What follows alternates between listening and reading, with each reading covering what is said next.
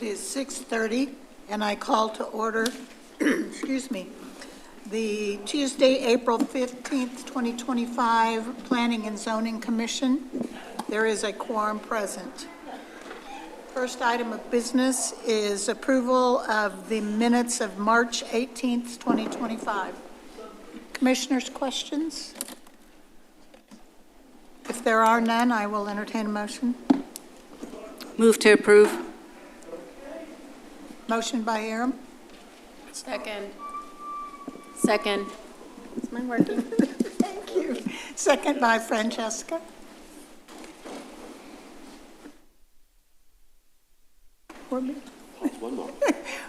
We're missing a person. Gotcha. Okay. The motion buttons are not showing up. She's fixing it. She hasn't started the meeting yet. I haven't started the meeting yet, so apologies. Bear with us one moment. Okay.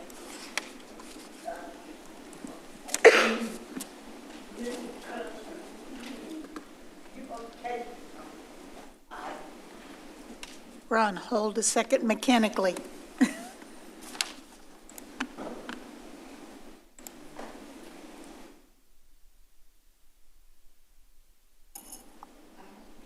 There you go.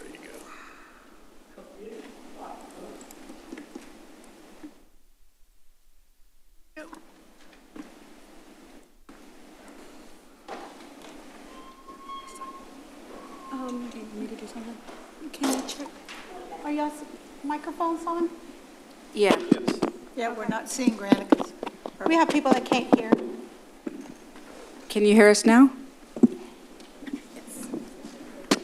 Okay, which item? Motion was by Aram, second by Francesca.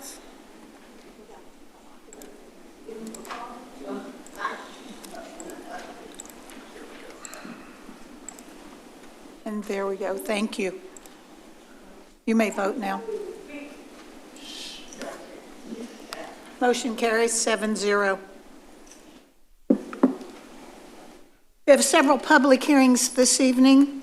The first public hearing, consideration of a special use permit for accessory building, accessory structure greater than 800 square feet on .54 acres, legally described as Timber Creek Acres, Lot 1, Block C, located at 1010 Timber Creek Drive, Zone Single Family Residential, 18,000 square feet, Lot District R18, as requested by Noel Gallen, the applicant, on behalf of Regino Blanco, the property owner. Case number 25-02-2 SUP.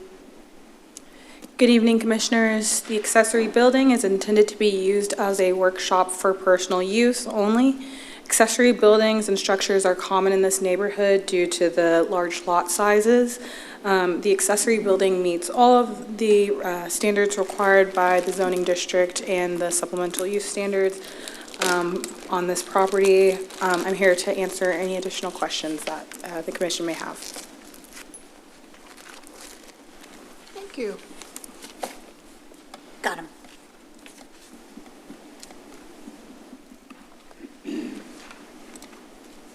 Thank you very much. We're ready. Commissioners? No. Comments, questions? If not, I will call to order the public hearing. Anyone wishing to come forward may come forward and speak. Please state your name and your address. We'll be happy to hear from you.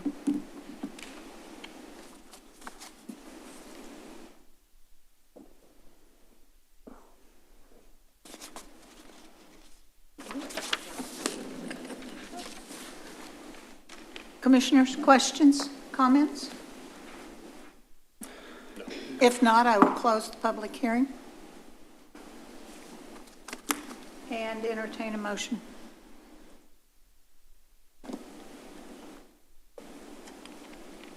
Motion to recommend approval of the special use permit as presented. Motion by Josh. Second.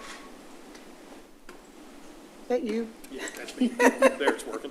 Second. Oh my gosh. Motion by Josh, second by Rick. Second by Jack. Okay, it was. It was Rick. Yes. Motion was by Rick. Second was by Rick, not Jack. We vote now. Motion carries 7-0. Madam Chair, will that be corrected for the purpose of the record? I would imagine so. The Okay, just to be clear, the second was Motion was- by Rick. Rick Llewellyn. Okay, We will Second correct was that in Rick. the minutes. we will correct that in the minutes. Commissioners, this item will be considered by the City Council, who will hold a second public hearing and make a final decision on Monday, May 5th, 2025 at 7 o'clock p.m. Thank you. Thank you. Okay, the next three, items 3 through 6 are going to be read as one hearing because they're all very, very similar.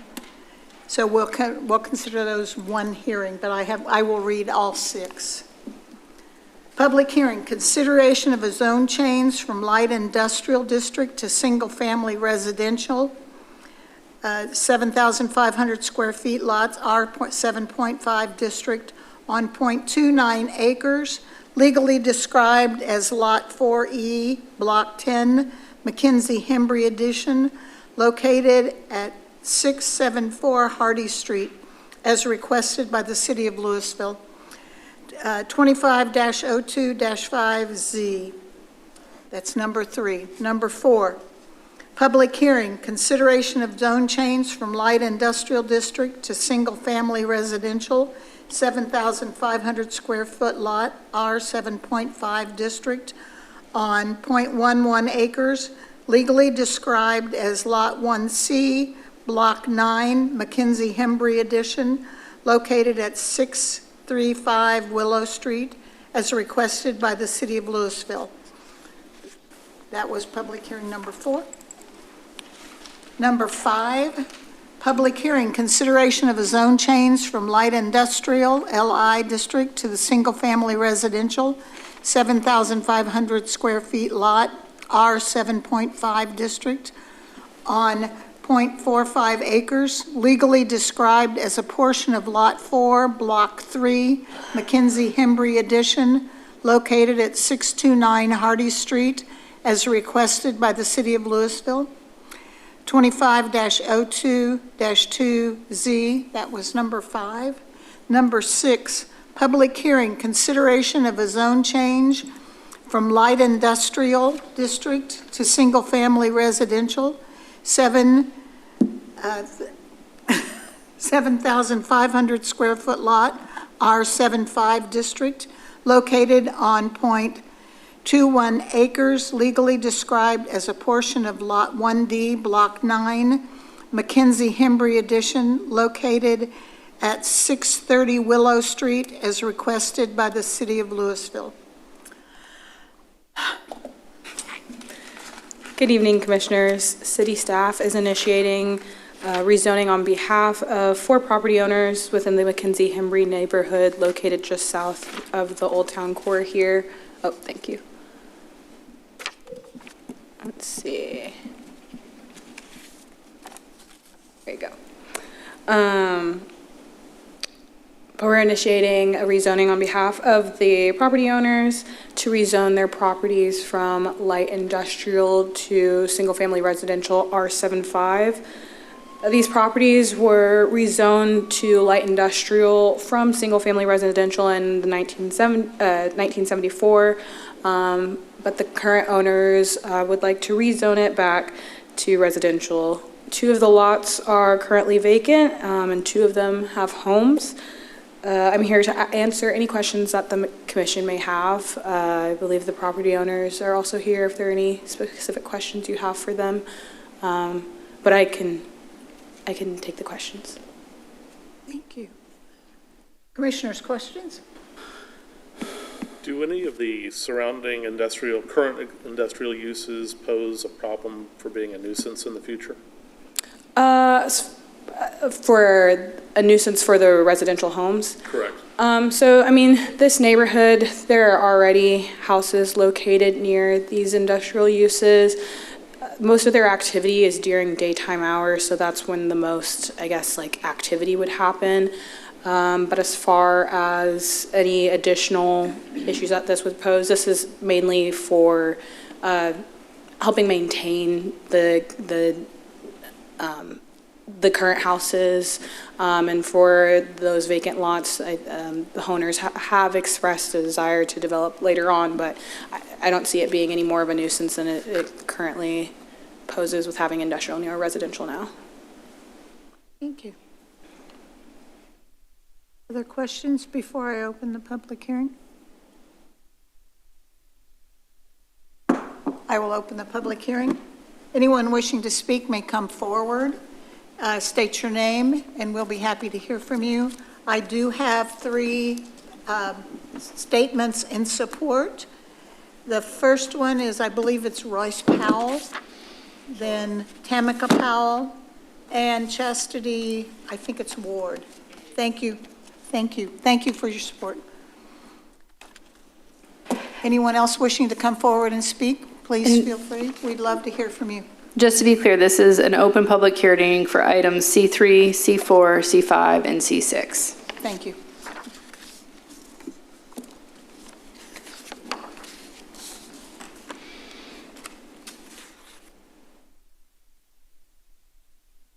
Commissioners, any other further questions before I close the public hearing? Having no one coming forward, I will close the public hearing and entertain a motion.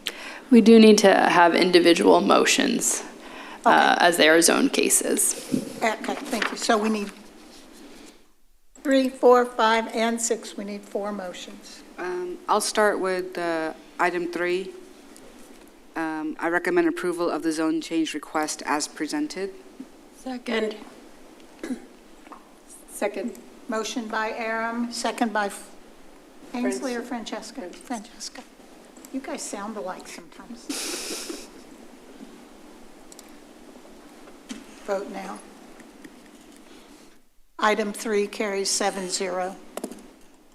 Entertaining a motion for item 4. Recommend approval of the zone change request as presented. Motion by Ainsley, Second. second by Francesca.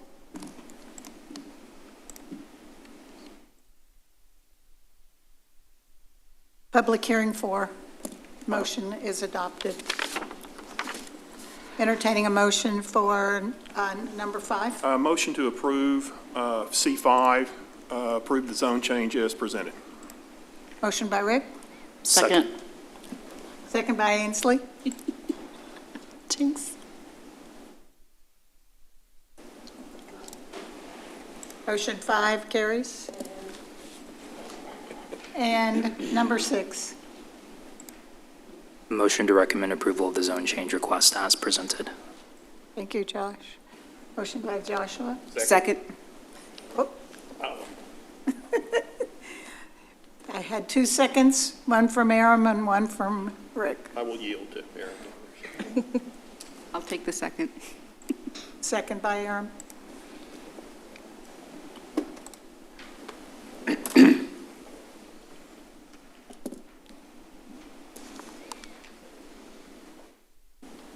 And number 6 carries 7-0. Commissioners, all 4 items, items 3, 4, 5, and 6, will be considered by the City Council, who will hold a second public hearing and make a final decision on all 4 items. That meeting will be held on Monday, May 5th, 2025 at 7:00 p.m. Thank you. Thank you.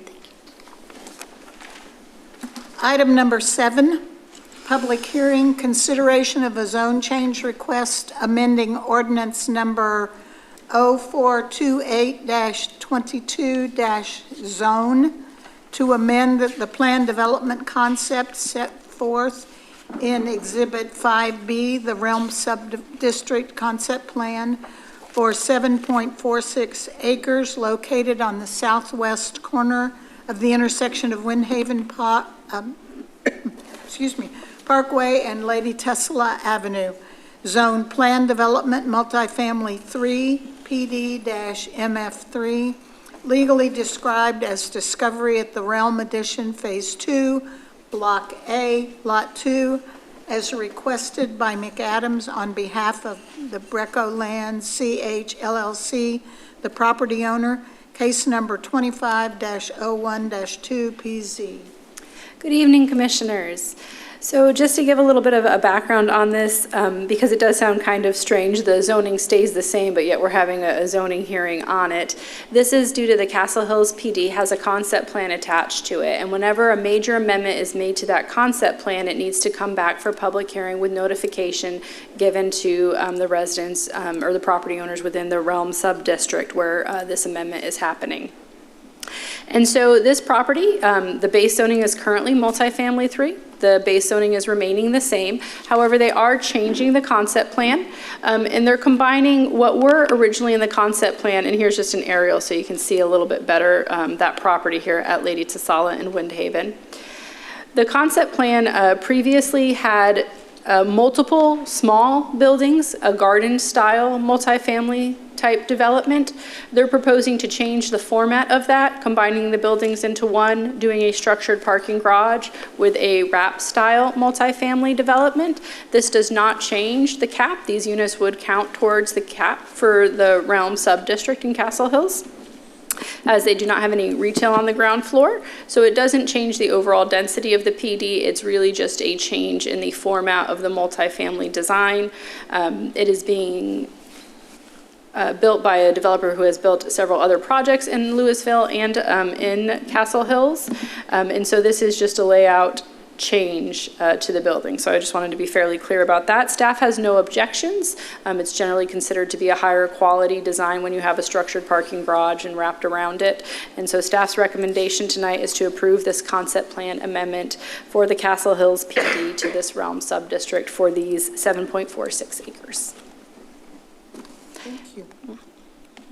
Commissioners, questions before I open the public hearing? Just one question. Does the change in concept have an impact on the amount of parking or the density? I'm sure I read that, but I wanted to clarify. Yeah, the original concept plan was not particularly clear on how many units were specifically going at this location, but the overall density for this sub-area does not change because they do have a cap on the number of multifamily units that they're allowed to have. Does that answer the question? Yes, ma'am. Thank you. Further questions? If not, I will open the public hearing. Anyone wishing to speak, you may come forward and speak. And sir, I'm going to hold you just 1 second while I add a name, while I read in a name, but you can go ahead and come forward.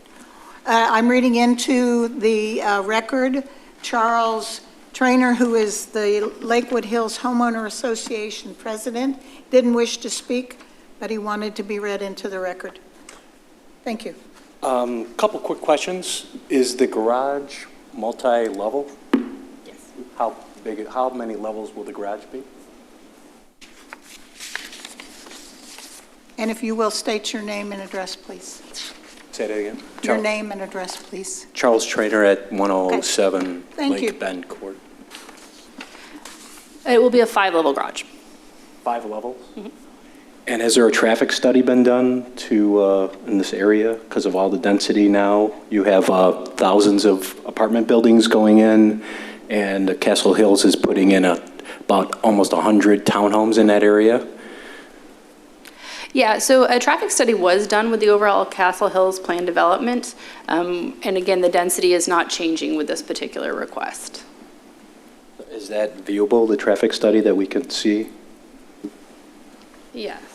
You can send a request to staff and we can get you that. Other concerns that our community has is that there's obviously elementary schools. There was one closed in Plano. All of the additional students were moved to Memorial Elementary. Now we're putting in probably an estimated 5,000 to 10,000 additional individuals within a half a mile of that school, which we would assume most of them would go to that school. Has that been looked at as well? Is that a consideration? Yes, and again, the density here in this particular area is not changing from what was currently permitted. It's just really the style of the multifamily that's changing. So all of those things have been in the plans for quite some time, so the school district has had access to all of those plans for a while now. Yeah, my understanding is Memorial is pretty close to capacity with the additional of the other schools feeding into them that were closed. And they had also the city-owned property across the street from where the fire station is. They had sold that, which was originally purchased to build another school. Mm-hmm. They did sell a portion of it, but they did not sell all of it. Do they still have plans of building a school there? I believe they still have plans to build a middle school there, but we haven't received any concerns from LISD. Yeah, and then the Lakewood Hills Association owns the green space that is very close to this location. I showed I'm not sure if I forgot your name, I showed her multiple videos of the drainage that's coming in from the Castle Hills Townhome Association, like very near sewage type items that are moved into our green space. And we also received a bill from the city of Lewisville to clean up the green space due to all of the construction debris that was coming from the townhomes that were approved to be built there, the apartment buildings, and also the other townhomes that are along the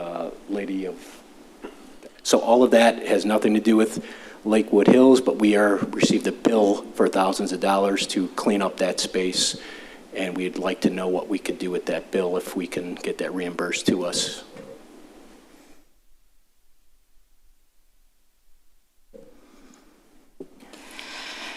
Yes, and so I believe you've been working with David Russell with our engineering department with any of the stormwater drainage controls that are lacking during the construction of the townhomes to the north. Our code enforcement would have sent notices to clean up any property. Those usually go to the private property owner. If there's a dispute between who's creating the trash, that's really a civil matter to be settled between the two private property owners.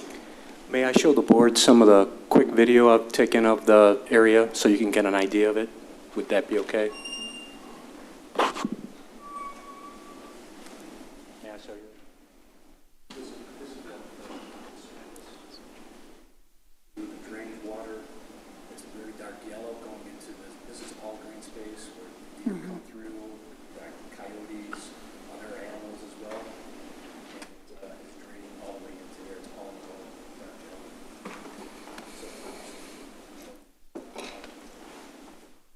Thank you. Thank you, sir.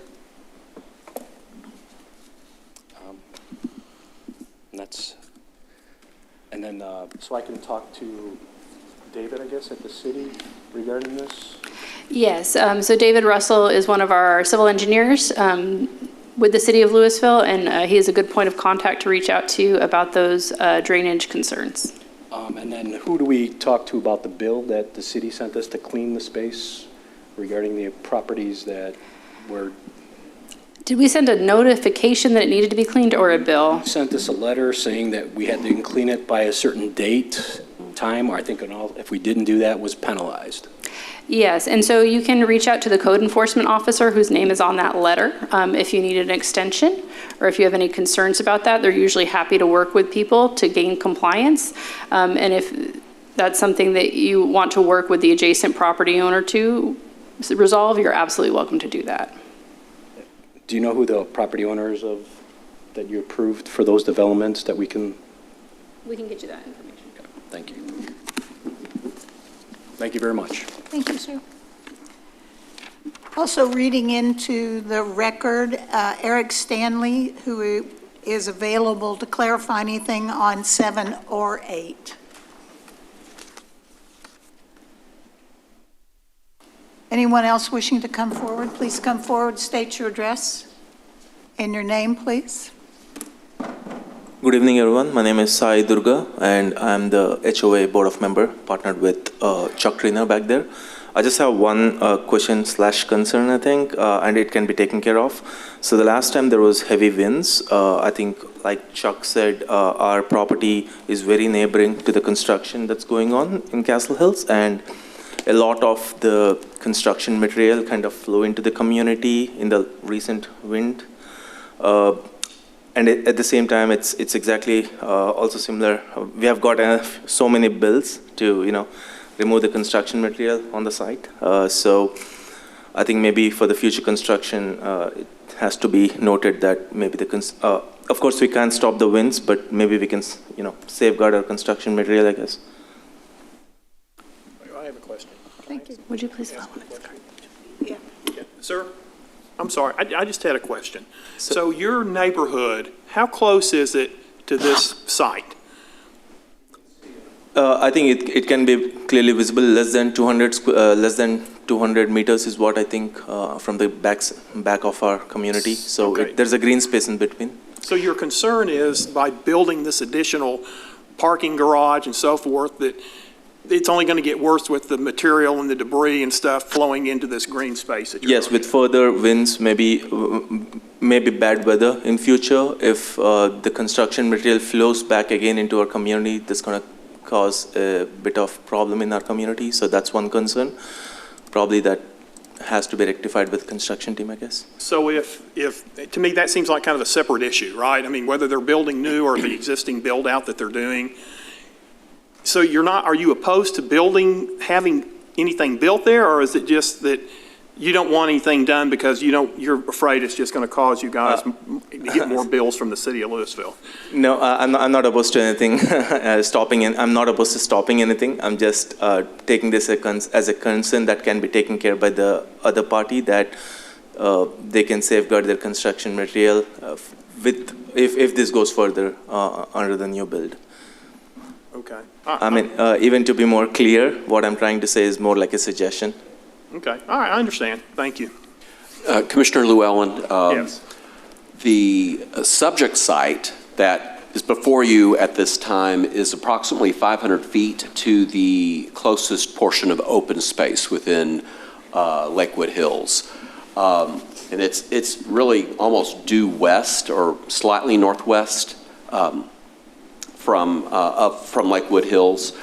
I believe some of the drainage issues that they may be talking about may be coming from some of the townhomes that are being built to the north, Is adjacent to Okay, so not necessarily on this site, but some additional where there's work. active construction activity going on right now. And staff will be glad to visit with the HOA and visit some more and see what kind of options we have and give them some guidance. Okay. All right. Thank you.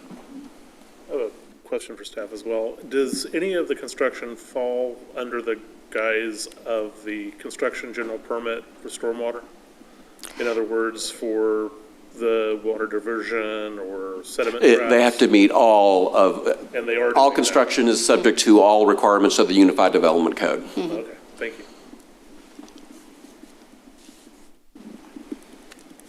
Anyone else wishing to come forward? Commissioners, questions?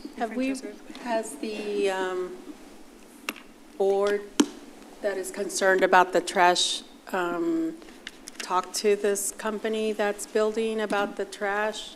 I just feel like if it was my neighbor who was throwing trash in my home, I would go and have that conversation first with my neighbor before bringing it up to the planning and zoning.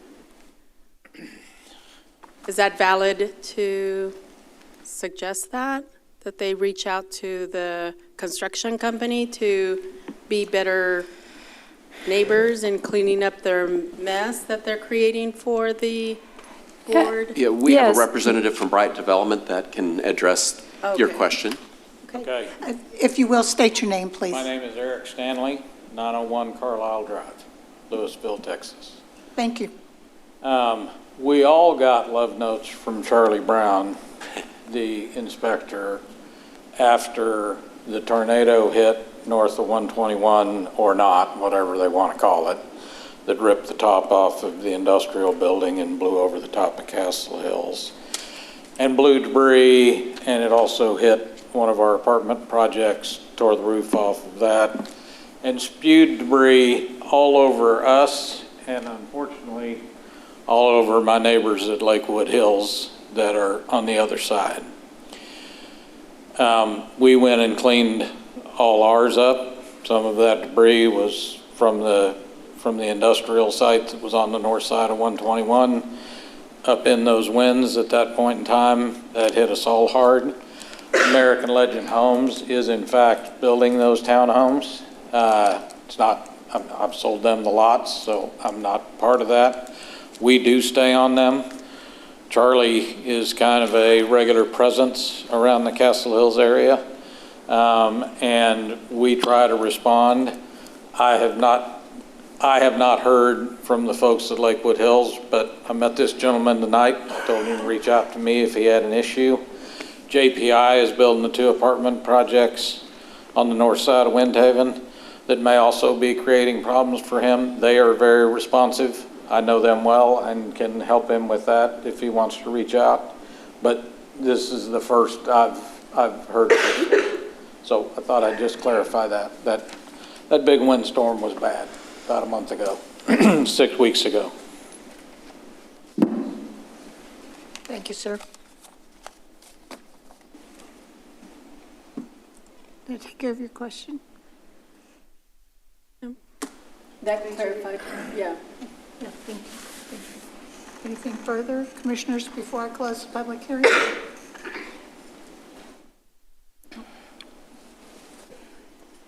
With no one further coming forward, I will close the public hearing and entertain a motion.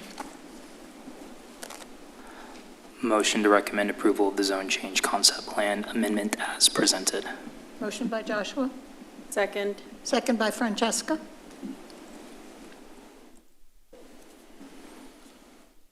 Motion carries 7-0. Commissioners, this item will be considered by the City Council for a second public hearing and a final decision on Monday, May 5th, 2025 at 7:00 p.m. Thank you. Thank you, Richard. Item number 8, public hearing for consideration of a zone change request, amending ordinance number 0428-22-ZON to amend the plan development concept plan set forth in Exhibit 5B, the Realm Subdistrict Concept Plan, theretofore 3.459 acres located south of the intersection of Essex Boulevard and Parker Road, FM 544, legally described as Castle Hills, H3, Lot 2, Block A, as requested by Patricia Fant of McAdams on behalf of Eric Stanley of Brecco Lands, CH, LLC, the property owner. Case number 24-04-2PZ.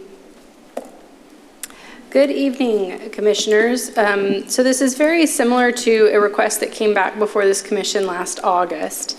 This is another concept plan amendment, so same thing. The base zoning is remaining the same. We're just looking at a potential change in the style and layout of the development. So we've got some exhibits here that just show you where that tract is, and here we have the concept plan.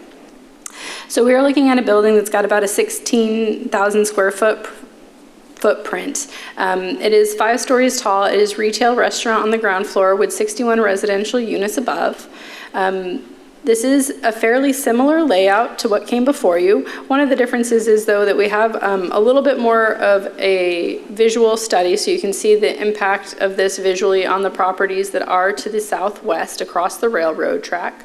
That is about a 350 foot separation between building to building, about 200 when you look more property line to property line. We do have a conceptual landscape plan of how that might end up being landscaped. And they did hold a neighborhood meeting.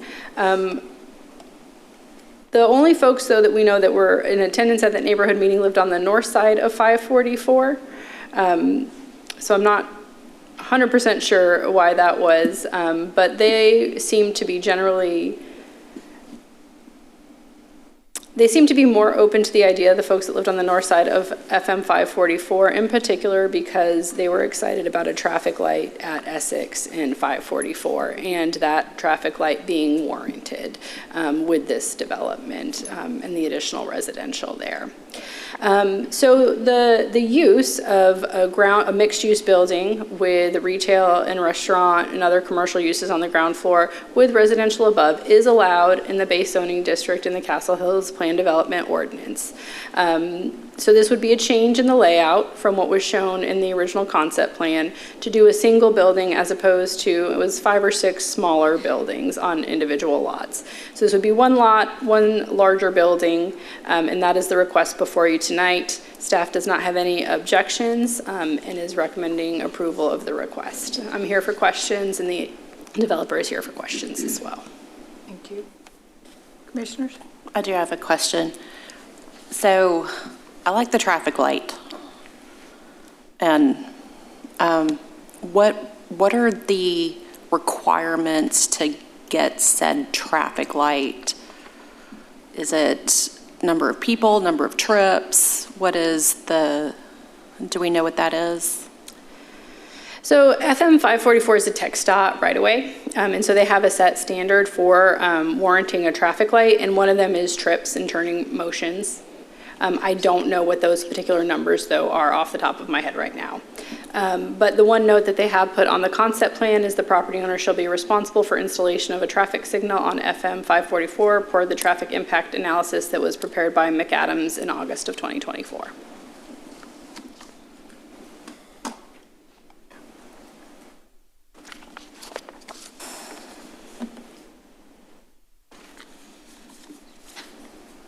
More questions? No, just sentiments. Sure. I just don't agree that this is the proper location for multifamily. You're surrounded by residential and a high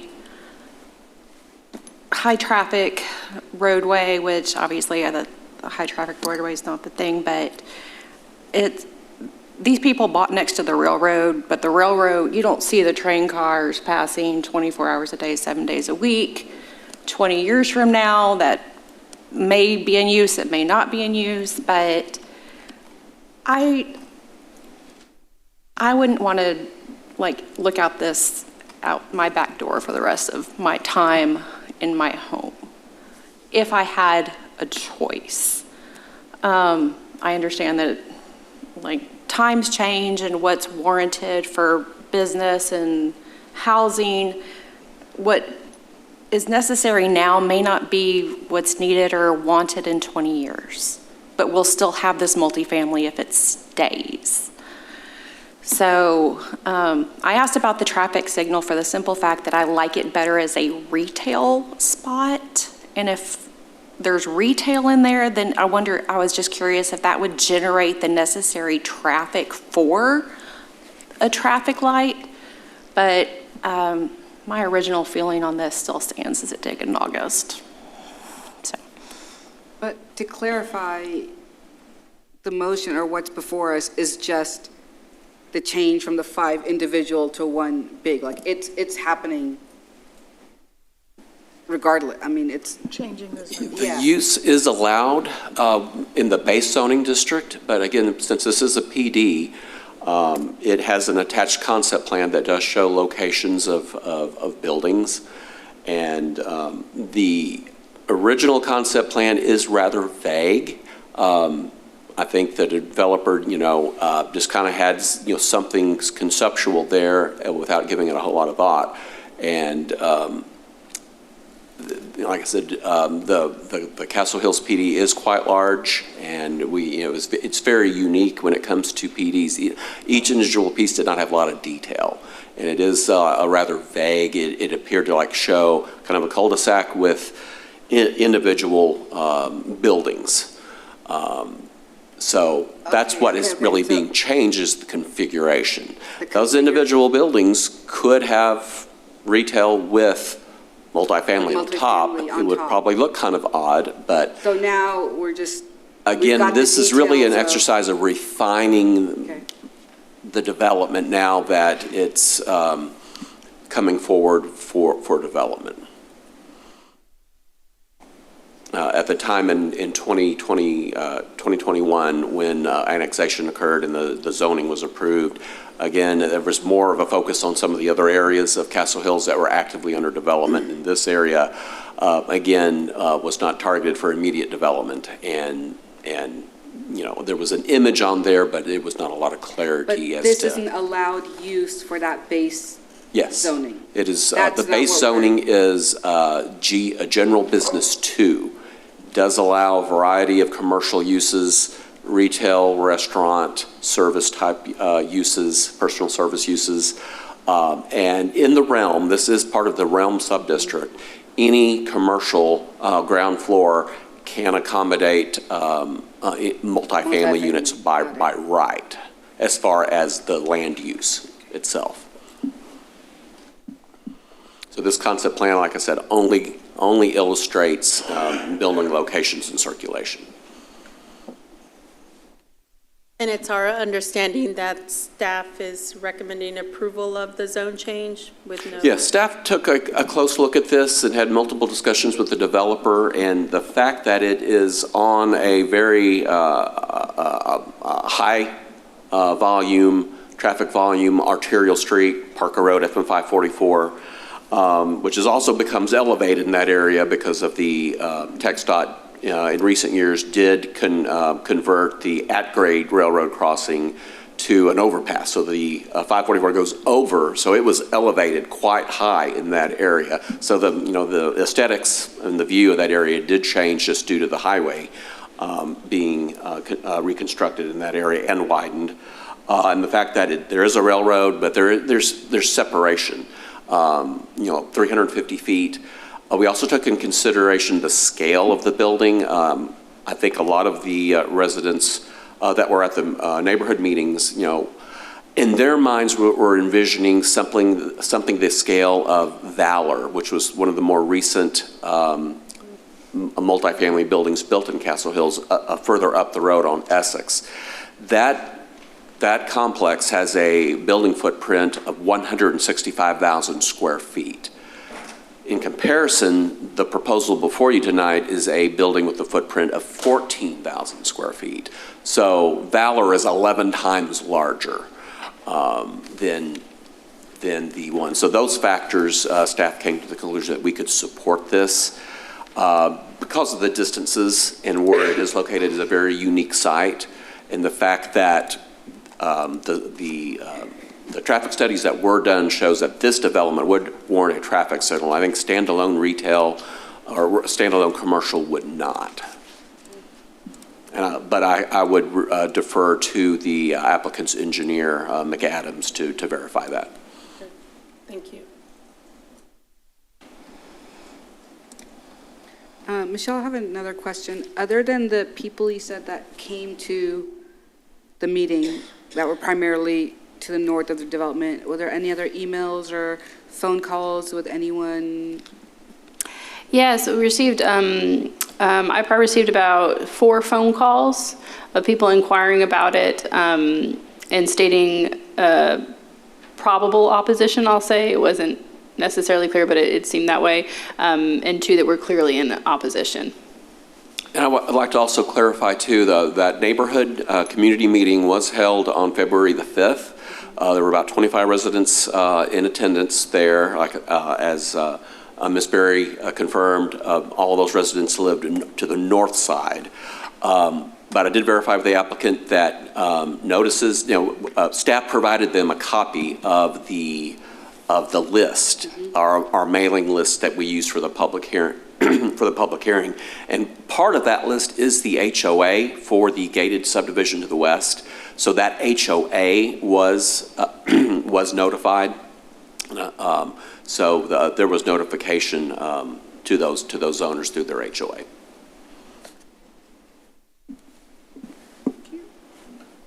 Just a question, looking at the plan view, are there any screening walls that included perhaps between the railroad or the property line I see on the site view, there doesn't seem to be. Yeah, so you can see the angle, the view shed here. Let's see. Oh.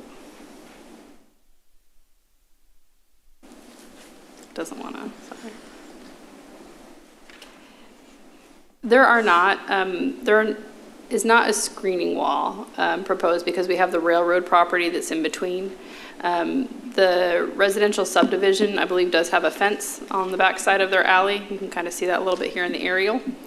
And then we do have a bit of a retaining wall that would be built along here. But Eric, were you planning to put a fence there or a screening wall? There is a retaining wall. But not a screening wall. There's a screening wall at the subdivision to the southwest on the other side of the railroad track. Right, but not on this property. But yeah, because it's on the railroad. We didn't necessarily need one here. Mm-hmm. Not saying I'm diametrically opposed to that, but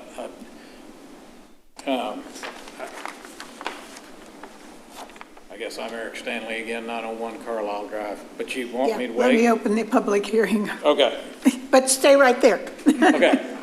I will clarify, as far as the screening wall that was mentioned, just to clarify its exact location, it is located on the outside of the alley. And looking at the aerial, there does appear to be, I believe, some vegetation between the alleyway and that masonry screening wall.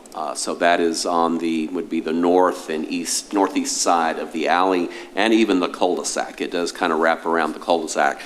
I believe the idea there was to create a buffer from the railroad to the homes, and this is a gated subdivision, so there are pretty much masonry, the trademark masonry screening walls used in Castle Hills around the perimeter of that gated subdivision.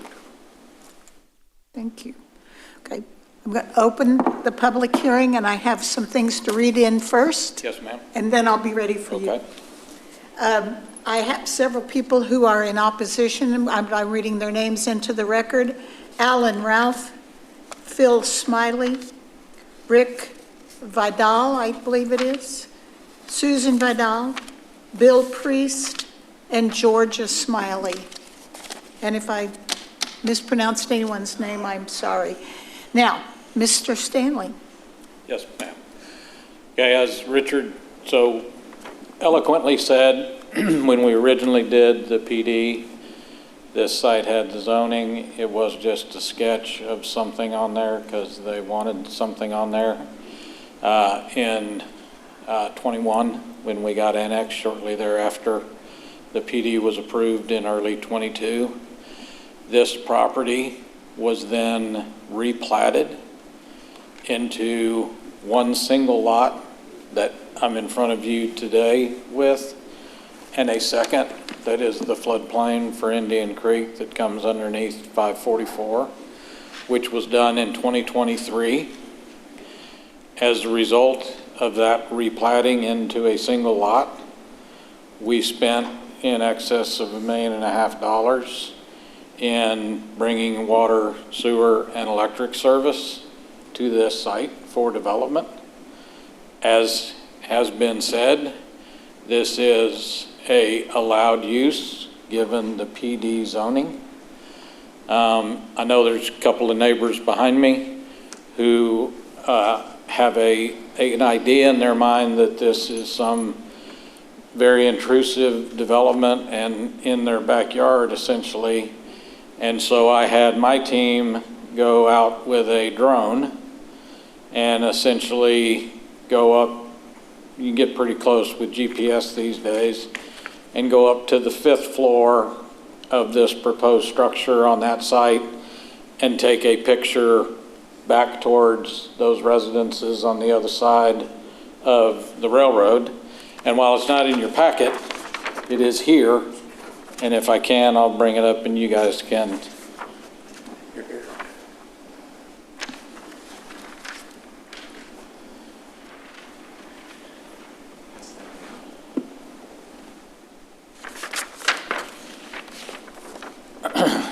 And I will be happy to answer any questions.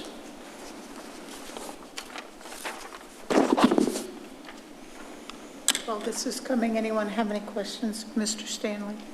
With the rearrangement of the site with the concept, did the amount of pervious or impervious parking area increase or decrease? Well, I never got far enough along with the sketch to tell you, but I would tell you, no, not really. Okay. Was going to be something that had a serious amount of impervious cover, and Indian Creek's, it's all going to drain into there and drain through the golf course.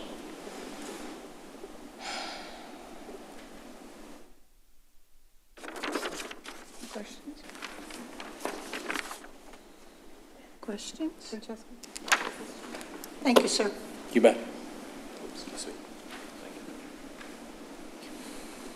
Anyone else who would like to come forward and speak, please come forward and state your name and your address, and we'll be happy to hear from you.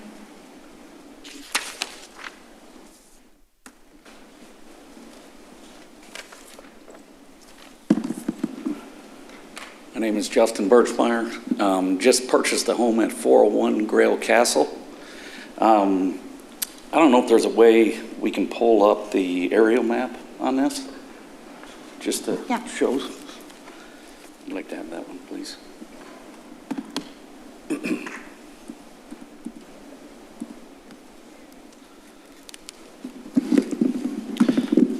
So I just bought this home about a month ago.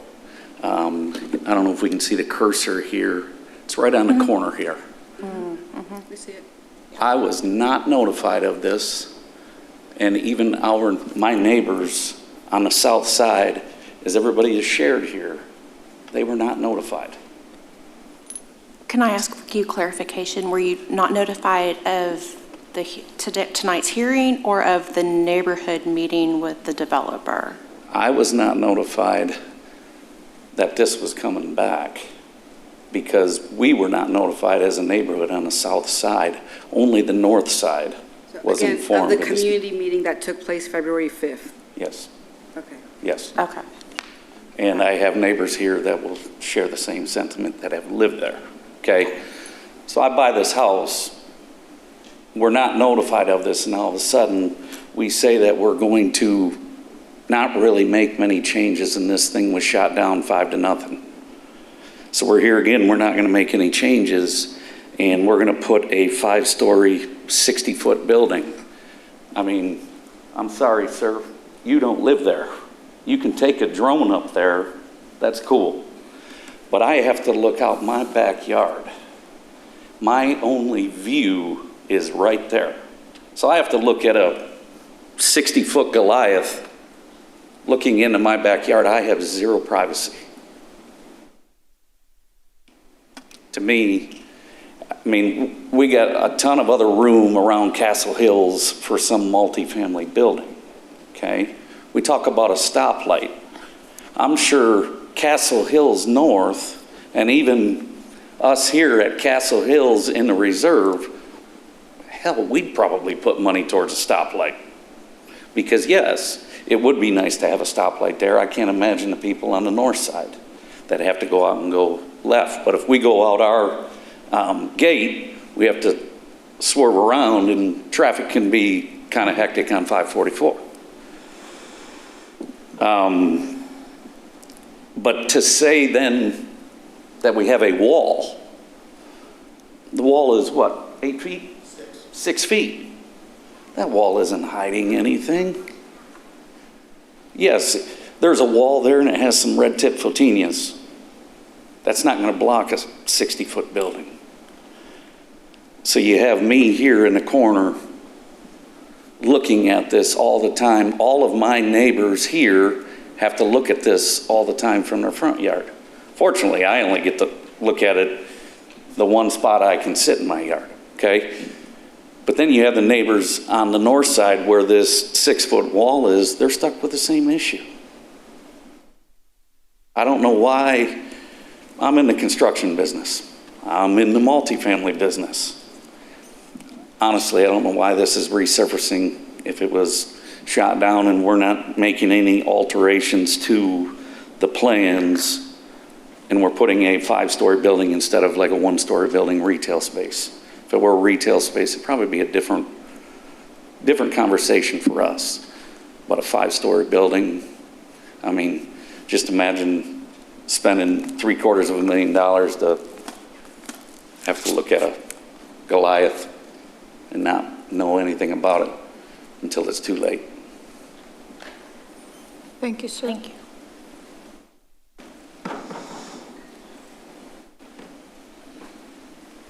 Please state your name and address.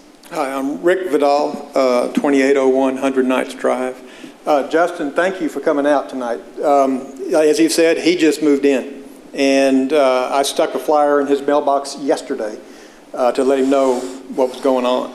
And so, welcome, welcome to the neighborhood. So, I'm going to start out with the memorandum because it has some things in here that need to be clarified, and I'm going to read from it if you don't mind.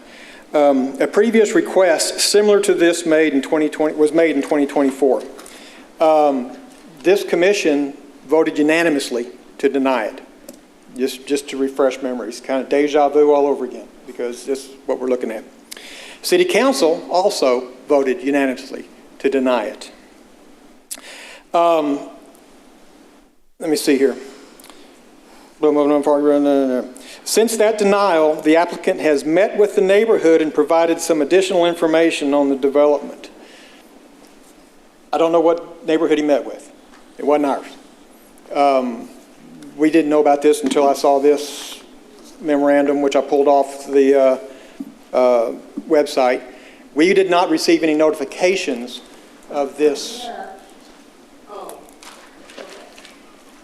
We did not receive any notifications of this meeting tonight.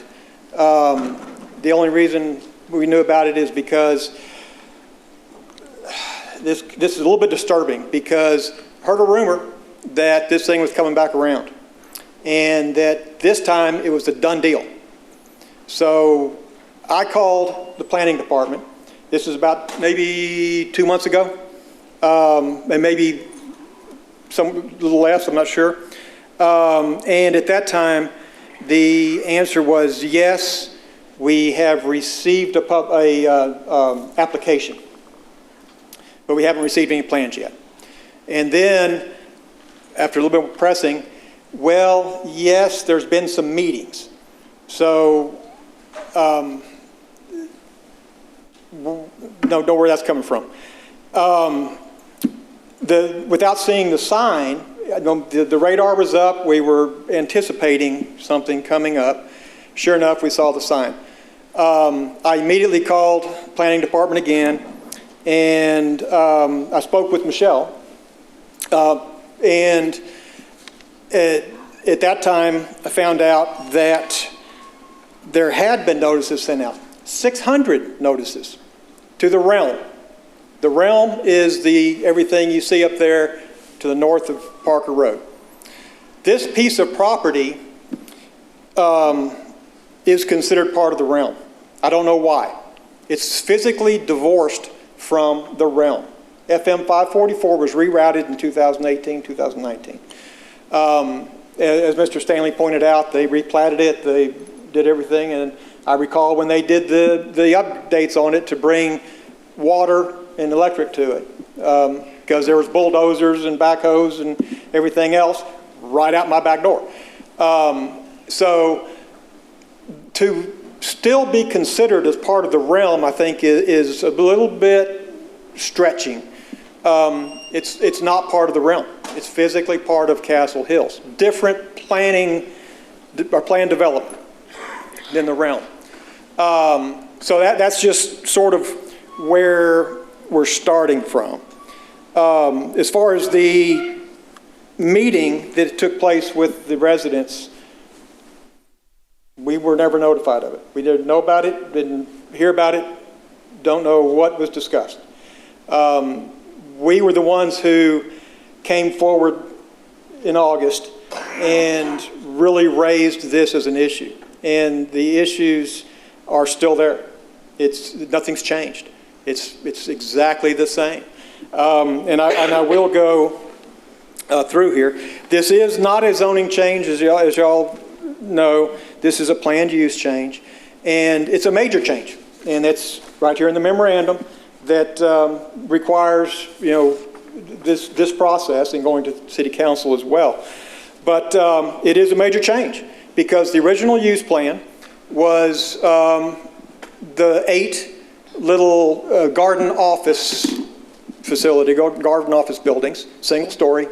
And frankly, if that's going to be the use plan, I wouldn't be here today because there's nothing to object to. Even a strip retail center would be perfectly acceptable in that location. There's one just to the west, farther down Parker. It's fully occupied. They don't seem to be having any trouble finding tenants. There's one to the east, just across Josie, that's brand new. It's got a restaurant, it's got a bank, it's got, I think, an eye doctor in there, and they don't seem to be having any trouble whatsoever finding tenants. So, to me, that's not objectionable at all. A 5-story apartment building in my backyard, and I'm sorry, it's in my backyard. Thank you, sir. Your time is up. I'm sorry? Your time is up, and thank you for letting us know, though. Thank you. We appreciate it. We appreciate hearing from you. Okay.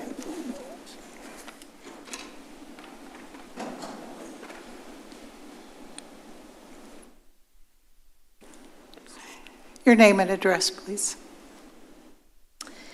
Georgia Smiley, 401 Crown of Gold. Commissioners, thank you for allowing me to speak tonight. I may say some things that have already been said, but I think it bears repeating. As you all know, we were at the City Council last August. We discussed this same issue. That was denied with a 5-0 ruling. And I hear them saying that nothing's really changed. Well, we talked about a possible 8-story building in August. I was here. And so if nothing's changed, I have to go back. Why are we here if nothing's changed? But I do want to point out some things in the memorandum from Michelle Berry, the planning manager, dated today. And I will reiterate, not one neighbor in the reserve received any type of notification. Now, I also understand that we're not all entitled to receive that notification based on where our home is, but those homes that are within that linear feet did not receive notifications. The developer did not attempt to meet with any resident of the reserve community. And we, as a reserve, have had communication with that developer about other issues, but that has never been discussed, and he has not attempted to meet with us. But there are some things in the memorandum that I'd like to reiterate here. On January, so this is the background information that Ms. Berry put together. On January 3rd, 2022, the City Council adopted the Castle Hills Planned Development District, ordinance number, whatever. It incorporated all provisions of the Castle Hills Development Agreement along with variances to the agreement approved since 1996. The PD was adopted to ensure the zoning in Castle Hills was tailored to match existing development and that future development is compatible and consistent with existing development. We all know this was denied back in August, okay? It says this letter goes on, background, Ms. Berry goes on to say that we were notified and that the developer met with us. He did not. So my first question is what is different about this proposal? Everybody says there's not anything different, so I'm a little confused as to why we're here talking about this again. And who did Mr. Stanley meet with? He says he met with, communicated Ms. Berry, he met with people. Who? What addresses in the reserve received that communication? Okay. The memorandum goes on to say that the planning director determined that the proposed changes constitute a major modification because the proposed project removes buildings and changes site circulation and traffic patterns that impact connectivity within the site and to the surrounding development. Goes on to say that the concept plan for the southern sub-area of the Realm District is being amended in its entirety per this ordinance, and notices were sent out accordingly. We all say, no, they were not. During the adoption of the original PD, it was uncertain as to what would be built on it. The concept plan showed 8 pad sites. Okay, we're all good with 8 pad sites, each containing a commercial building. But the site has several development challenges, including an odd-shaped, it is odd-shaped, it's a floodplain, it's got grade issues, limited access to 544, limited visibility adjacent to railroad right-of-way and utility easements. So explain those comments to me. You know, we all know that when Parker Road was rerouted, he got a sliver of land, now it's an odd-shaped, right? But what relevance do those comments have to this request? Should the homeowners who purchased their homes years ago be penalized because someone owns a piece of property with these issues? Should the developer get to build a 5-story building which will affect the surrounding homes because the developer has a piece of property that has limitations? If you drive down Parker Road, and I say, hey, take a drive down Parker Road, come off 121, go down to Sir Truman Drive, that's where Tooth Acres Pet Cemetery is. What you'll find is there's a lot of single-family homes that back up onto Parker Road. There's a school, there's a community center, which is being built. There's some commercial properties that sit on each side of Parker Road. A 5-story building is not appropriate for this area. The only other multi-story buildings within the area that sit on Parker Road are no more than 2 stories tall. And they are not on an elevation as high as this proposed lot, and they don't take away the privacy from the surrounding neighbors. This lot is much higher in elevation than any other buildings or homes on Parker Road within the area of concern, and it will definitely affect the privacy of the homeowner. A 5-story building is out of character for this area. It's just not appropriate given the style of residential that it will surround. There's sightline issues, but in passing, because I know my time is up, if this were your home that you purchased years ago without any knowledge of a potential 5-story building and now a developer wants to put a structure in your backyard, how would you feel about it? So you wouldn't feel very good about it. And I'll leave you with one thought. Just because you can doesn't mean you should. And I believe all of you are charged with doing the right thing for our community. And a 5-story building is definitely not the right thing to do. And when he wants to talk about the Valor at 160,000 square feet, and this is a 16,000 square foot floor plate, that is apples and oranges, and that should not even be a matter of discussion. Thank you for y'all's time. I appreciate all you do for the city, but this is not the right thing to do. Thank you for speaking to us this evening. Can I ask a question of staff, or do I need to wait? Okay.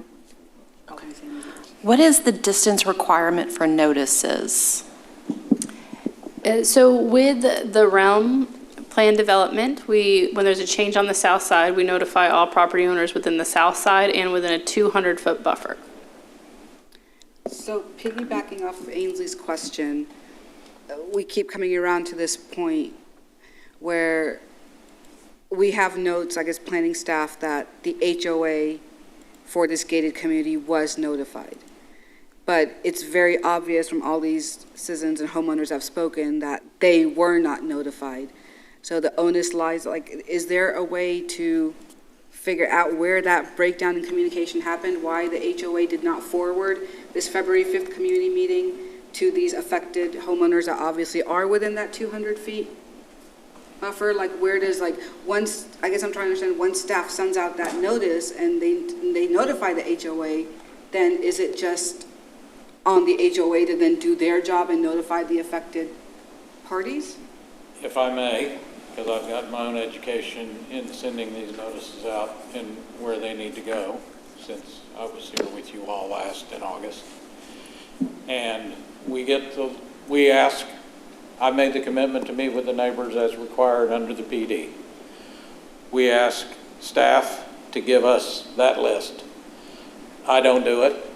They compile all of the realm and then everybody within 200 feet. I can tell you that my staff sent these letters out. There's one homeowner in this subdivision who got a notice, and he's the guy who lives on the very, very end corner. And because this is a gated neighborhood, the streets are owned by the HOA, so they come up as a landowner. The alley's owned by the HOA. And so there were several letters sent to the HOA, but not anybody else. There isn't another homeowner, there isn't another lot within 200 feet, property line to property line, per what staff gave us. I didn't try to preclude anybody. No, I understand, that's why I'm asking, so I'm just trying to compartmentalize in my brain, like, where that breakdown happened. So the HOA should have, in good conscience, then let these homeowners know, look, And this in is this happening. case, this HOA that got notice is not run by Bright. It's run by their own neighborhood, their own management company, not us. A lot of Castle Hills is us. So it went to Goodwin, their representative, and that's, yeah. Yeah, I mean, that's what I'm trying to get to the bottom of. Sir?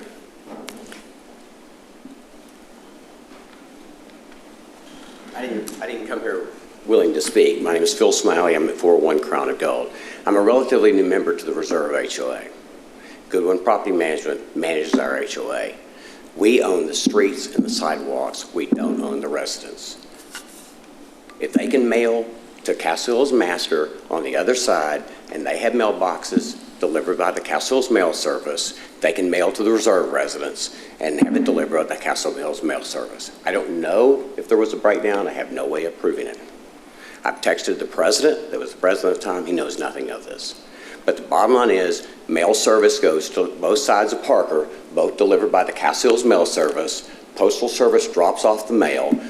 Castle Hills Mail Service has access to our mailboxes. It is not the HOA's responsibility to communicate that to the residents. It is the developers. A couple of other things, if you drive around the realm, there's apartment complexes all over the place. None are close to residential. They're by commercial buildings, all this other stuff. Everything's 5-story, but none back up on the residential, okay? So I would challenge you to go look at that and then go pull off a Parker, go stand on that property, and then go imagine that site. Imagine that looking into Rick's backyard and stuff like that. It won't affect me, but it'll affect all of our property values in the reserve if we do that. So, anyway, thanks for letting me say that. But again, the developer could have mailed them to the individual addresses, and it sounded like to me they chose not to. Thank you, sir.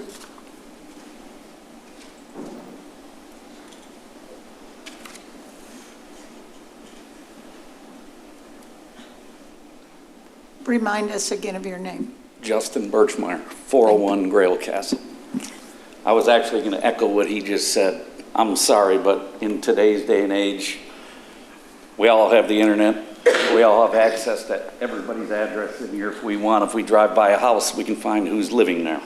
So, and to go with what he said, Castle Hills delivers on both sides. So I don't feel that's a valid reason or a valid out. Secondly, I meant to say it earlier, I'll make it quick. They talk about how the railroad tracks are now underground. So that means the road was raised. So when they put this building on that side of that road, they're going to have to raise the elevation. So not only is this building 60 feet tall, according to the documents, I guarantee we take elevations were lower than them, a lot lower. So that building's going to be even taller than 60 feet for us as residents. So that's all I have. Thank you. Thank you.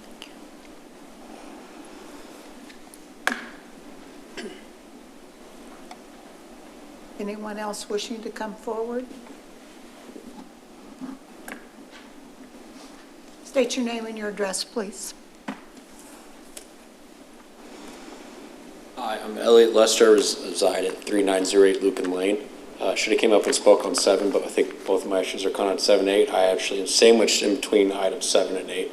I've lived here for about 3-4 months, and I've noticed a lot more foot traffic, and I realized quickly after I first moved in that there's plenty of pockets of land.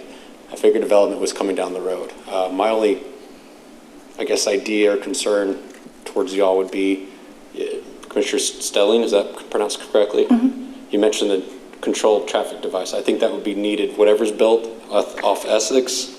And then I think even Woodhaven down the road with more development across the highway is probably going to need, maybe not that, but maybe stop signs, crosswalks, things of that nature. I've seen a lot more people on foot walking around. I've seen people walk to Kroger, and I'm like, there's only a sidewalk on a portion of it. So just some concerns I've had since I've recently moved there, but that's all I had. Thank you for your time. Thank you. Thank you. What was your address?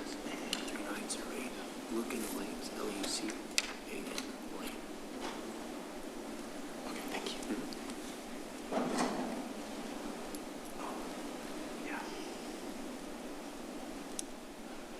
Georgia Smiley again, 401 Crown of Gold. They mentioned traffic studies at the last city council meeting, and they talked about traffic studies tonight.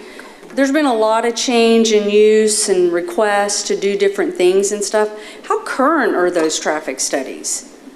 And are those traffic studies visible? Because the last discussion we all had about items 7 and 8 on the agenda was the traffic situation is out of control on the north side.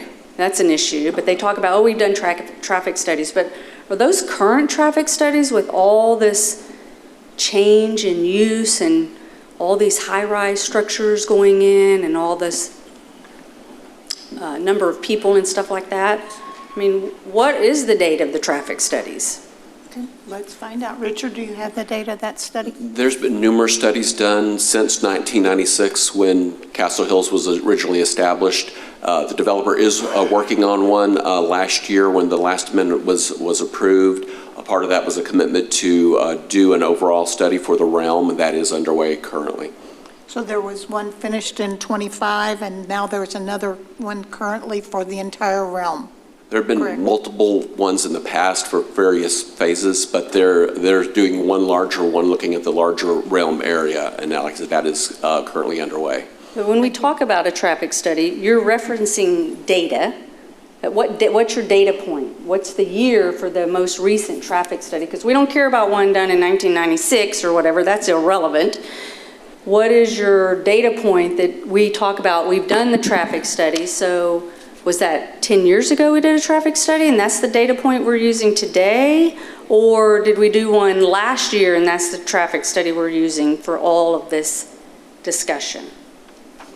Staff doesn't have that in front of us right now, but I believe one was done in 2014 when the realm was established and the density, the number of units and so forth was adopted at that time. Okay, so we're using 10-year-old, 11-year-old data. And how many times have we amended things since 2014 to now, and we don't have a current traffic study? Thank you. Thank you. Back to, sorry, just a clarification. Richard, I know you got a lot going on. We got an approval on another project some time back. Part of the criteria of that approval was to redo an overall traffic study, get with the city of Lewisville. The city of Lewisville provided a number of particular points of interest, including Windhaven and Josie and Essex and 121, outside of necessarily the realm zone. And our engineers are underway, and they just told me we had a commitment to have that delivered back to the city within a year of whenever that was, and I think we're going to have it done in about 6 months because it's going to be done in May. That's what the engineers are telling me on exactly the entitlements, the concept plans, including this project, the other entitled apartments, the GB2 zoning in the realm area, what's happening at the Kroger site, the additional townhome developments, all of it, and what is it going to require. So it is underway and being updated with the most recent data we have. Thank you.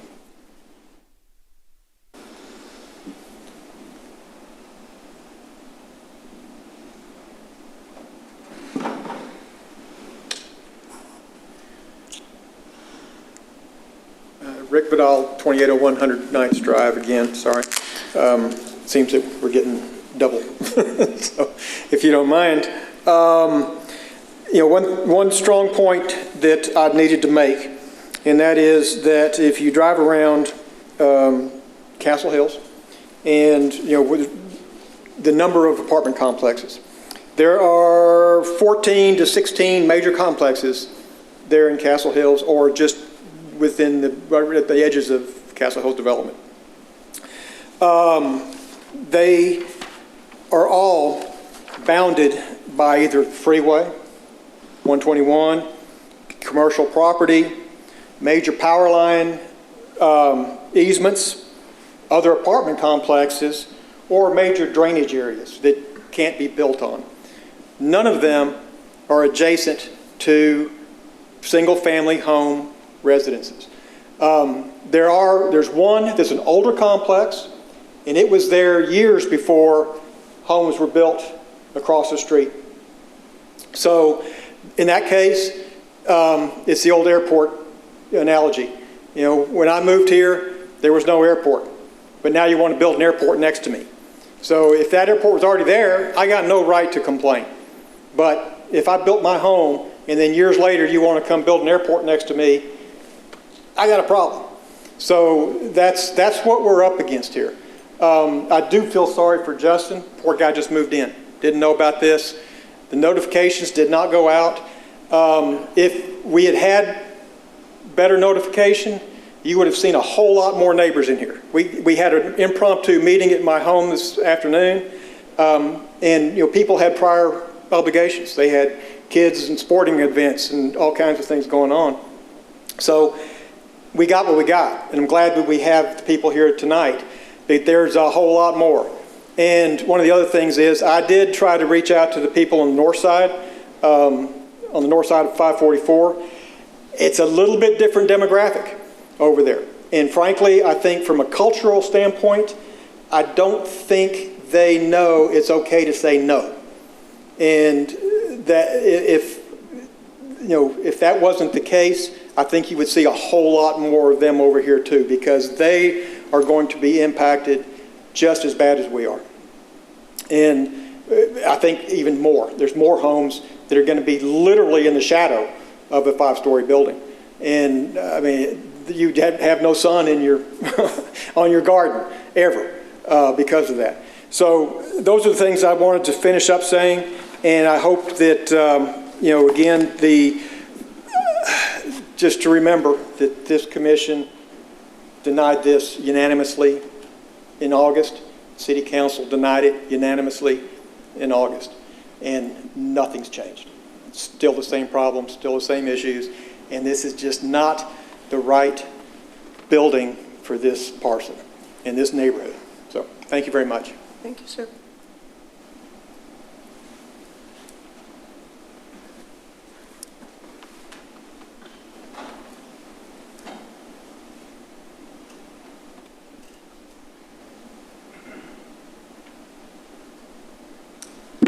Georgia Smiley, 401 Crown of Gold.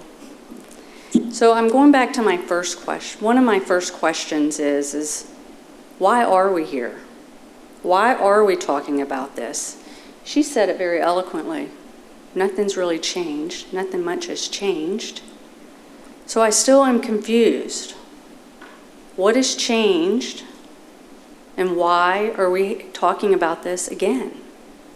Can somebody answer that question? And I guess I'm looking to her maybe to answer the question. What's changed from August of last year? What are we representing that's any different? Okay, we changed the look of the building. We angled it now that it really looks into the reserve neighborhood. Is that the change? What's the significant change that would bring us all back here to hash this out again?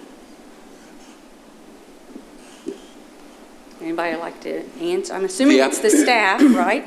The staff. Chairman Locke, if I could address that. The application the applicant did provide additional information. Mm-hmm. They included the line of sight study. They did include more detailed drawings on landscaping and utility connections and so forth. So those are some of the additional information. Every property owner in the city has a right. We have a process in place in our ordinances, and every property owner has a right. And this PD does allow for this process when a change is being made. It was outlined very clearly in the staff memo. Thank you. Thank you. So it's not significant changes. So now we have a drawing that shows a line of sight that clearly goes over the 6-foot fence, and it's probably going to be more than 60 feet when it's all said and done, because if you just run the numbers, and I'm not a building contractor, but you're going to have 8-foot ceilings, 9-foot ceilings, 10-foot ceilings, and then you got subflooring, you got to run pipes and all that stuff. Then you got mechanical on the roof. You know, it's going to be hard to see 60 feet of all that squished in there, but again, I still think that there's not significant enough, so he threw a landscape plan together. Woo, that's exciting, throw some trees up there. It's not significant. In a line of sight, we knew we're going to be staring at 60 feet plus of a building structure. So I just don't understand why we're here again talking about this when there's not been significant changes to this plan. And thank you, and I promise I will not come up again. Thank you.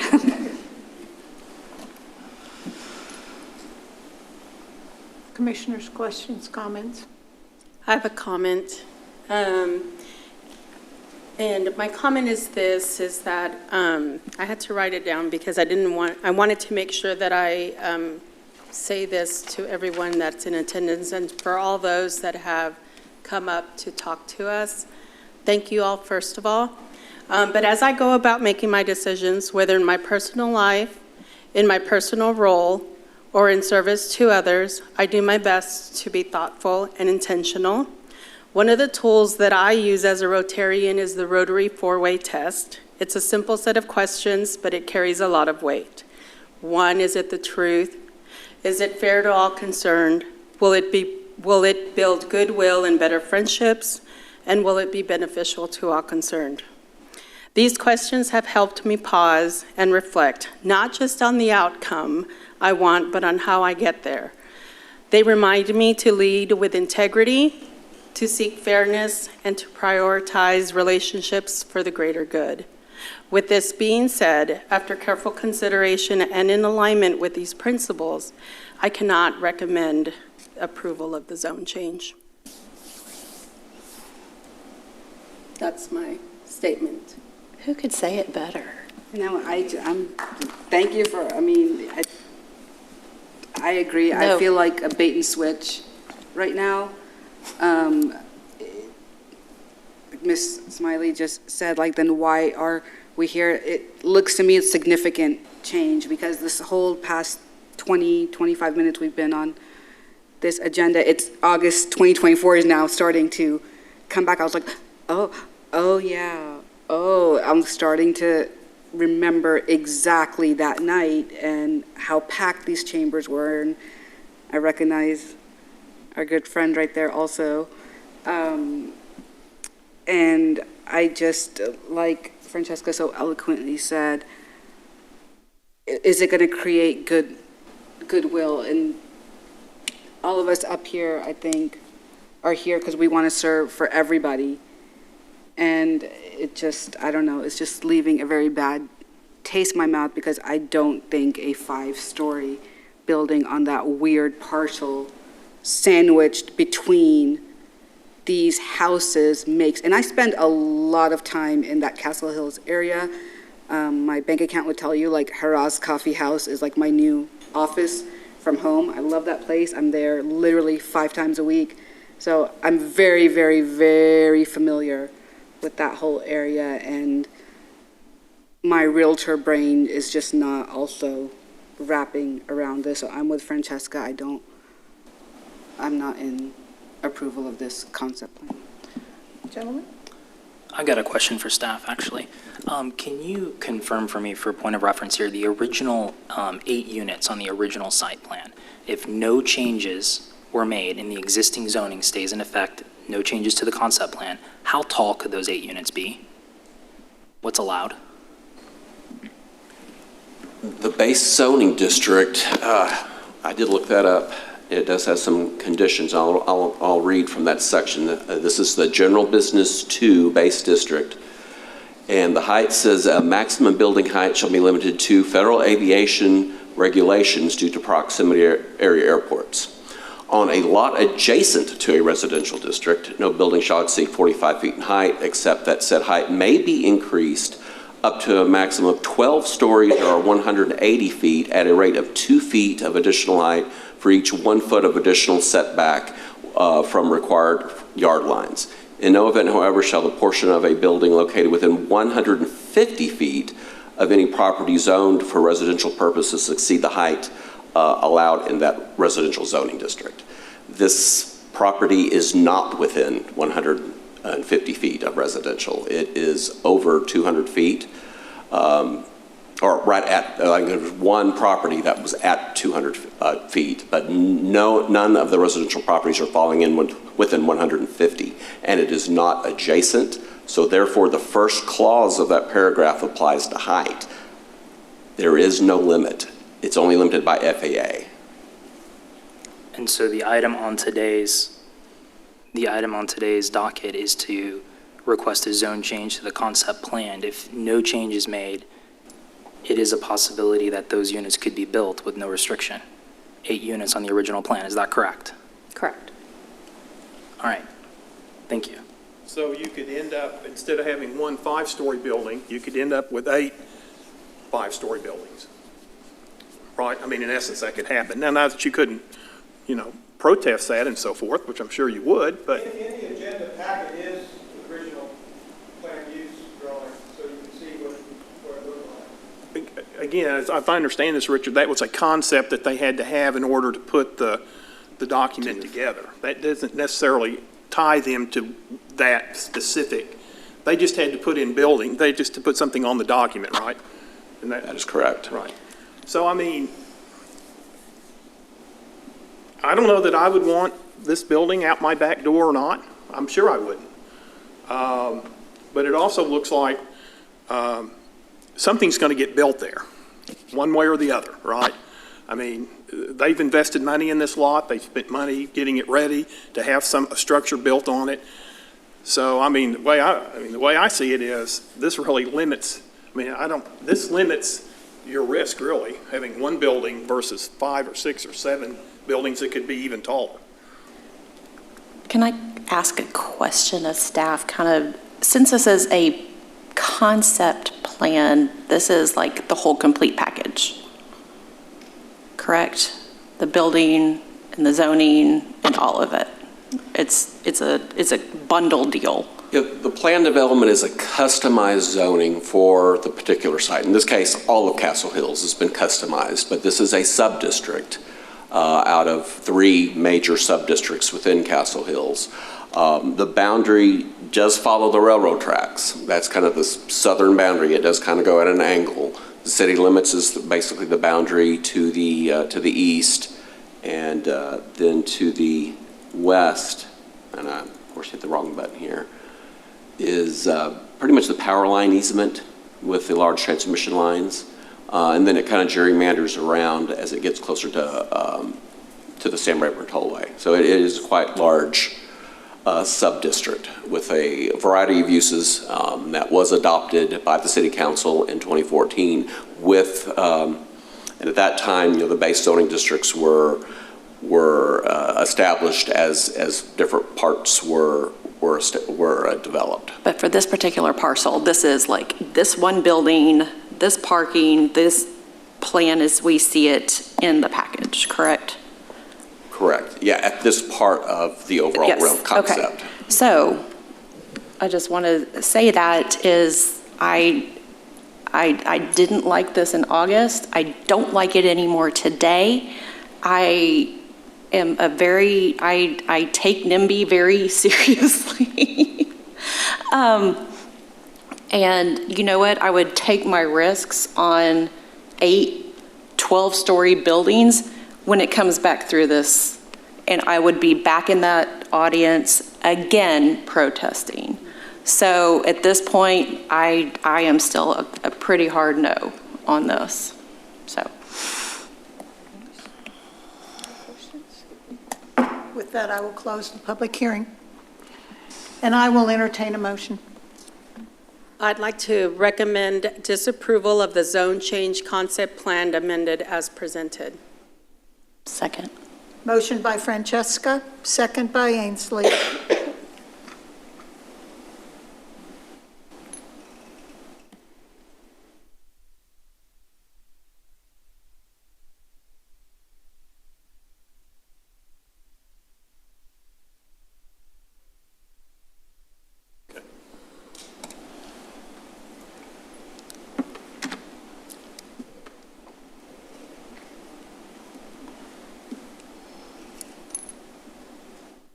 Motion carries 4-3.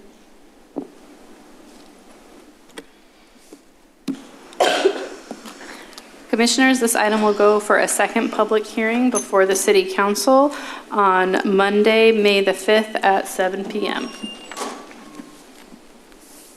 Next item of business is a presentation by the city staff of the proposed city charter amendments on May the 3rd.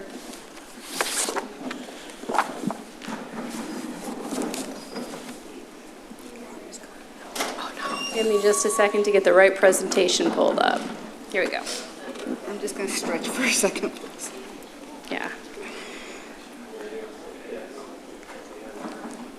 All right, so this evening I have for you a, did you call this item? Yeah. Okay.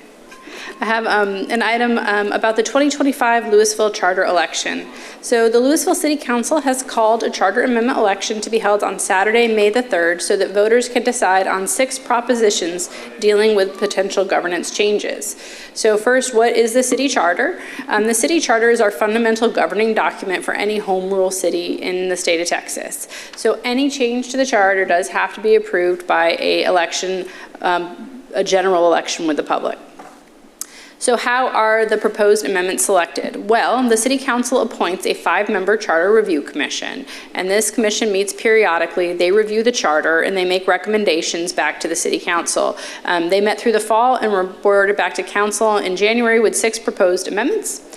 And where could I find the full text on these proposed amendments? Well, I'm going to go through them, but you can find them on our website, cityoflewisville.com/2025charter. So the city charter was originally adopted in 1963 when Lewisville became a home rule municipality, and it established our current council manager form of government. The charter was most recently amended in May of 2021, and the Charter Review Commission must be appointed at least once every 5 years, but charter elections can be held no more frequently than every 2 years. And in May of 2021, we had that charter election in preparation of the annexation of Castle Hills, and it added a new council seat and some other things. So the proposed 6 propositions, they're alphabetical, and we'll start with Proposition A, is should the charter be amended throughout to correct non-substantive errors such as capitalization, punctuation, and grammar, harmonizing conflicting sections, and eliminate references to position titles that no longer exist. So what that means, the non-substantive corrections are particularly like references to the city assessor collector. It's a position that no longer exists because that role is performed by the Denton County tax assessor. Harmonization clarifies that consistent with other sections of the charter, at least 4 council members must vote affirmatively to pass an action. Harmonization also clarifies that per the charter election in 2021, the city manager is responsible for city departments. So if Proposition A passed, it would not change any current practices or operations. It would just correct non-substantive errors. Proposition B, should the charter be amended to eliminate the reading of ordinances at open meetings on 3 separate days, allowing the passage of an ordinance at a single meeting without the need to declare an emergency? So how do we handle this currently? So currently, the City Council declares an emergency as construed by the charter so that the captions of ordinances they approve only have to be read at 1 meeting. An emergency declaration removes that requirement, so we only read them at once. Otherwise, they would have to be read at 2 subsequent meetings. So this would change our process. We would no longer need to declare an emergency to read a caption at 1 meeting. How would this impact public input? Well, people would still have the opportunity to give input on those ordinances at that public meeting. And what process is used in other cities? Well, we looked at 17 comparison cities, and 88% require just a single reading, and 12% require 2 readings. None of our comparison cities required the 3 readings. Proposition C, should the charter be amended to allow the city manager instead of city council to appoint, remove, and assign duties to the city secretary? So currently, the city secretary is appointed by the city council. Responsibilities assigned to the city secretary by the city charter are to give notice of council meetings, keep minutes of council meetings, keep official records, minutes, ordinances, resolutions, and then perform other duties assigned by the city council or the city charter. So if this changes, would it change the responsibility of the city secretary? No, yes and no. So anything that's assigned to the city secretary through the charter would still be the role of the city secretary, but if this had changed, then the city manager, as opposed to city council, could give them other tasks and directions. What is the practice in other cities? So again, amongst those 17 comparison cities, 64% of city secretaries are supervised by the city manager. Proposition D, should the charter be amended to require mayoral or council member candidates to submit a petition signed by qualified voters of the city eligible to vote for the candidate, equal in number to the number of signatures required for a candidate petition by state law, and to eliminate the requirement for a loyalty affidavit? So, what's the current requirement if you want to run for mayor or city council in Lewisville? Currently, you have to be a qualified voter of the city. You have to have resided for at least 1 year immediately preceding the election within the corporate limits of the city, or been a resident for at least 1 year immediately preceding their election of any territory not formally within the corporate limits, but which has been annexed. Members of the city council additionally shall have resided continuously in their council district for 6 months prior to their regular filing deadline, have resided, or again, in an area that was annexed. Additionally, the mayor and each member of the city council shall not be in arrears in the payment of any taxes or other liabilities due to the city, and shall not hold any other office or employment under city government while a member of council. What exactly is the loyalty affidavit? So they currently have to sign an affidavit stating they will support and defend the Constitution and laws of the United States of Texas, affirming they're a citizen, saying that they're capable to perform the role and they're not mentally incapacitated without the right to vote. They're aware of nepotism laws. They've disclosed any prior felony convictions and provided proof if they've been convicted that they're pardoned or otherwise released from the resulting disabilities of such conviction. And so you can read the rest of that on the screen. Much of that's also included in the sworn oath of office that is not proposed for removal and that is taken by all incoming city council members prior to taking office. So that would be kind of moved to the oath of office where it currently is. So if Proposition D passes, what will the petition requirement for mayoral and city council candidates be? So future candidates would be required to submit a petition containing the number of signatures required for a candidate petition by state law. State law requires the number of signatures to be the greater of 25 or 1/2% of the total votes received by all candidates in the most recent mayoral general election. So as of today, Lewisville candidates would be required to provide at least 27 signatures. So what is the practice for candidate qualifications in other cities? So 59% of the comparison cities either require a petition in all cases or require a petition in lieu of a filing fee. Just as reference, we haven't really discussed a filing fee, but some cities require a fee with your application to run for the council or mayor. We're not proposing to do that. And in some of those cities, if you don't pay the fee, then you can submit a petition instead. None of the other cities require a loyalty affidavit. So, Proposition E, should the city charter be amended to increase the number of citizens serving on the Charter Review Commission from 5 to 7?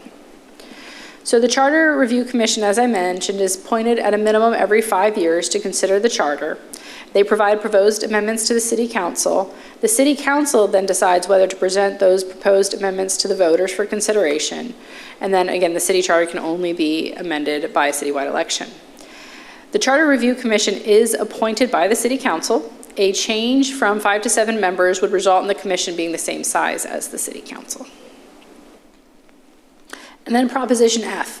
Should the charter be amended to increase compensation for the mayor and council members from $50 for each meeting to $400 per month for the mayor and $300 per month for each council member? So what is the current compensation? Right now they get $50 per official meeting. There's 2 regularly scheduled council meetings per month. How does this compare to similar cities? So looking at 15 comparably sized cities, so slightly different than our 17 comparison cities because we wanted to make sure in this instance we were looking at cities with similar population sizes. The average monthly compensation is $697 for the mayor and $469 for council members. So if Proposition F passes, will this increase impact the city budget or raise taxes? So the total cost, if this were to pass, would be $26,400 per year. That is an increase of less than $18,000 from what we currently budget for this. And then I wanted to make you aware of early voting times and locations. Those are coming up here at the end of the month, both Denton and Dallas County. So in Denton County, we have 2 locations here, but there are other locations throughout Denton County. During early voting, you can vote at any Denton County early voting location. So early voting hours are Tuesday, April 22nd through Saturday, April 26th from 8 a.m. to 5 p.m., Sunday, April 27th, 11 a.m. to 5 p.m., Monday, April 28th through Tuesday, April 29th from 7 a.m. to 7 p.m. In Dallas County, the same principle applies. Early voting can be done at any Dallas County vote center. The closest one to Lewisville is the one at Capel Town Center. The early voting hours in Dallas County are April 22nd to April 25th from 8 a.m. to 5 p.m., Saturday, April 26th from 7 a.m. to 7 p.m., Sunday, April 27th from noon to 6 p.m., and Monday, April 28th and Tuesday, April 29th from 7 a.m. to 7 p.m. Election Day is Saturday, May the 3rd. Polling locations will be open from 7 a.m. to 7 p.m. Polling locations will be set and announced by each county. Typically on Election Day, you need to vote at your precinct location. You're not allowed to go to any location within the county. So if you have any questions about early voting or Election Day voting locations, please contact the City Secretary's office. We're more than happy to point residents to the correct voting location for them. So this presentation is intended just to inform the Planning and Zoning Commission about the items on the upcoming charter amendment election. And if you have any questions, we're happy to answer them. In addition, I believe you have a separate packet that's been passed out, which is just some guidelines for elected and appointed officials during an election season, just to make sure you don't run afoul of any election rules. Namely, while as an individual, we absolutely want you to exercise your rights to vote and for free speech, when you are serving in the role as a P&Z commissioner or as a representative from the city, you should not be advocating for any one ballot item or another, but you may certainly give folks general factual information, especially on where to vote and those sorts of things, so that's outlined. Any questions? No, thank you. Next item, announcements. No announcements. Yay. In that case, I will entertain a motion to adjourn. Motion to adjourn. Second. Motion by Joshua, second by Aram.